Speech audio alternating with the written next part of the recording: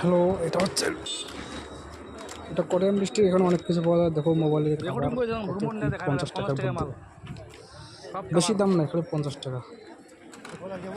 50 টাকার মধ্যে মোবাইলের খাবার পাওয়া যায়। দেখো এখানে অনেক লোক নিচে একদম দেখে দেখে নিতে হয় কোন মোবাইলে খাবে না খাবে। আর দেখো কত লোক এখানে, লোকের লোক, প্যান্ট শার্ট এভরিথিং এখানে পাওয়া যায়। নেক্সট টাইম ভালো করে দেখাবো, আজকে দেখাতে পারলাম না, এটাই খুব হচ্ছে। এখানে দেখো প্যান্ট রাস্তায়